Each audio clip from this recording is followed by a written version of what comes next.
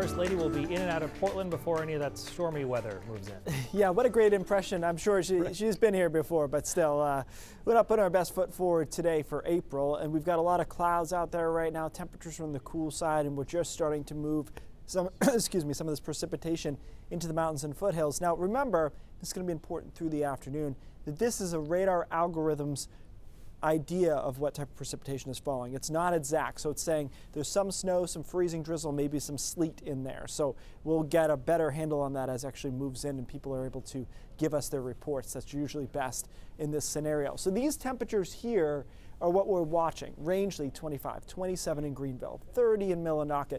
You get south of there, we're in the mid 30s. You can get sleet at that temperature, but you're not going to get freezing rain, and you're certainly not going to get freezing rain that actually accumulates onto anything. So you're looking for 20s here, not 30s, even if that 30 is 30 flat. So here we are later this afternoon, starting to get some freezing drizzle building up here. I think during the day, though, we're just not going to be able to really stick this. So that'll be okay. There'll be some freezing drizzle, but most surfaces will be resistant to actually accumulating it. As the sun sets, that's when we get into a little bit more ice accretion, Rangeley over into Greenville, maybe north of Bangor too. Now notice that pink shaded area makes it pretty close to the coastline here. And I do want to be clear that there could be some freezing drizzle in those locations. I just don't think it's really going to make a big difference. Not going to end up on the roadways, maybe a little bit on tree branches here and there across the interior, but it's really here that we're going to be watching later this evening into early tomorrow morning. Temperatures still in the upper 20s there, and then by tomorrow 7 a.m. we're back above 30 in most spots, so we end as some rain showers and actually try to burst into a little bit of warmth over southern and western Maine tomorrow afternoon, perhaps into the upper 50s. Places that got the freezing rain, though, will be stuck in the mid 40s, still enough to melt all of it as some showers come through in the back end tomorrow afternoon. So ice accretion here again, mostly on tree limbs, maybe some decks.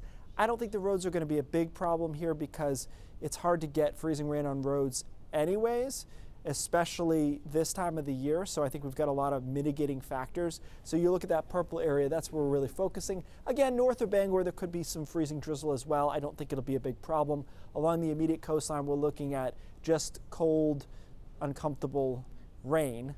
We do get into a better pattern by Friday. It's a little bit breezy, but it's bright. The weekend looks great. It has for a while. A lot of sunshine, especially on Sunday. Easter Sunday looks really nice into the mid 50s. And then we get into this pattern that maybe even Maine can't mess this one up mid next week as we get a big mega ridge across the east.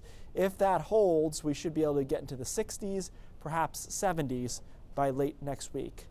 We'll just see exactly where that line is because sometimes it gets tricky in Maine. But I think it looks good. It looks promising. You can see Todd did the same thing. He kind of shaded towards some pretty warm stuff through mid next week into the mid 60s. And we might actually get warm enough that we have to start thinking about the ocean and sea breeze and all that, which is more like a late spring thing. We haven't had to worry about that so far. It's actually a sign of the season, Brian, when you start thinking about, okay, the coast will be cooler than inland. It implies that we're warm enough to create a sea breeze, so it's actually a small victory. We'll take the small victories right now. That is good news. All right, Keith, thanks so much.